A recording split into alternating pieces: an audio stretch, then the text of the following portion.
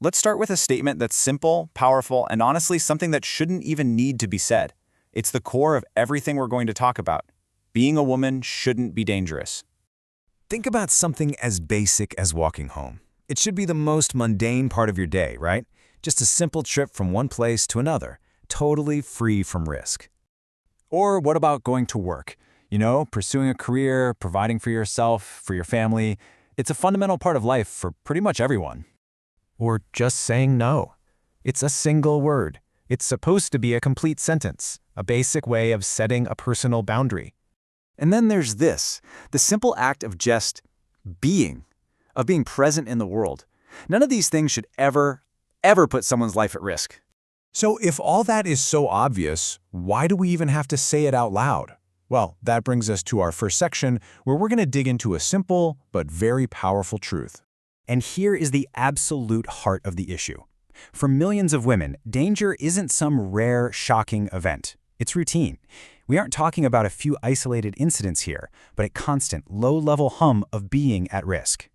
Now, it's really easy to just dismiss all this as a feeling, to call it fear, but it is so important to understand that this isn't just a story about fear. It's a story about a tangible, lived reality that literally shapes the decisions people make every single day. Okay, so if this is a lived reality, where does it actually happen? Our next section is called Danger in Plain Sight, because the answer, a lot of the time, is in the most ordinary, everyday places. We tend to think of danger as something that lurks in a dark alley, but the reality is way more common and, frankly, way more unsettling than that. It lives in the places we all have to be, on the bus or train to work, in the classroom, in the office, and even in the one place that should be the ultimate safe space, at home. And to navigate these spaces safely, this whole set of unspoken rules has popped up. These are behaviors that are passed down and learned, like an invisible instruction manual for getting by. Things like holding your keys like a weapon, sharing your location on your phone, or that incredibly complicated one, being polite to someone you're afraid of, just to try and de-escalate a threatening situation. And this slide right here is a really crucial way to reframe this. We call these behaviors precautions, which makes them sound smart, like you're being responsible. But what are they really?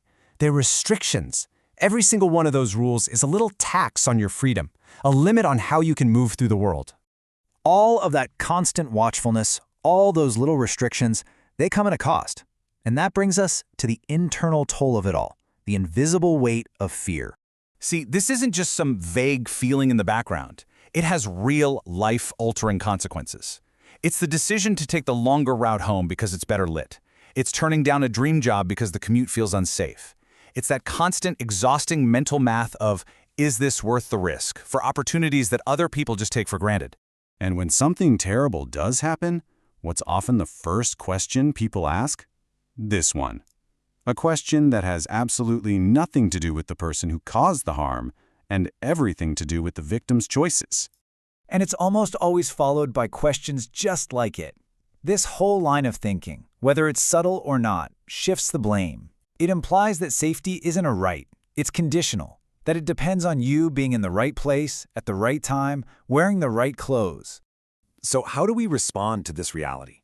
This brings us to a really important turning point in this conversation, where we have to challenge what we even mean by the word strength. I mean, we've all heard this, right? A woman goes through something difficult, she navigates a dangerous world, and we praise her for being strong and resilient.